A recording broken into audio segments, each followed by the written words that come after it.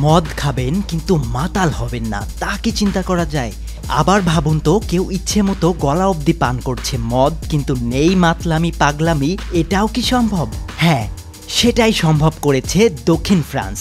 অ্যালকোহলের সেই পুরনো সংজ্ঞা বদলে দিয়েছে তারা। ফরাসি প্রযুক্তি আর নতুন সময়ের চিন্তা একসাথে মিশে এবার তৈরি করেছে এমন ওয়াইন যার আছে সব স্বাদ, সব ঘ্রাণ, কিন্তু শুধু নেই নেশার ছোঁয়া। এক সময় এই অঞ্চলে ওয়াইন মানে ছিল উৎসব, প্রাণ আর একটু মাতাল হওয়ার বাহানা। কিন্তু আধুনিক জীবন, স্বাস্থ্য সচেতনতা আর নতুন প্রজন্মের চাহিদা বদলে দিয়েছে পুরো ছবিটা। এখন ডিলকোহালাইজেশন সেন্টারে প্রতি বছর তৈরি হচ্ছে প্রায় ৬,০০০ হেক্টোলিটার অ্যালকোহল মুক্ত ওয়াইন।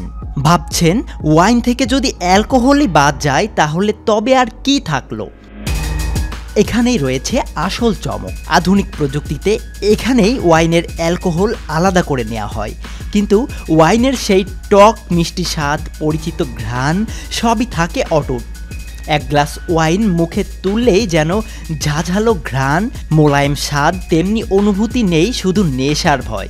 কেন্দ্রের এক কর্মী জানালেন, নতুন প্রজন্ম থেকে শুরু করে গর্ভবতী নারী কিংবা যারা স্বাস্থ্য নিয়ে ভাবেন, তাদের কাছে অ্যালকোহলহীন ওয়াইনের কদর এখন সবচেয়ে বেশি। কারণ সবাই চায় আনন্দ, উৎসব আর আড্ডা, কিন্তু চায় না শুধু শুধু ঝুঁকি বা মাতলামি।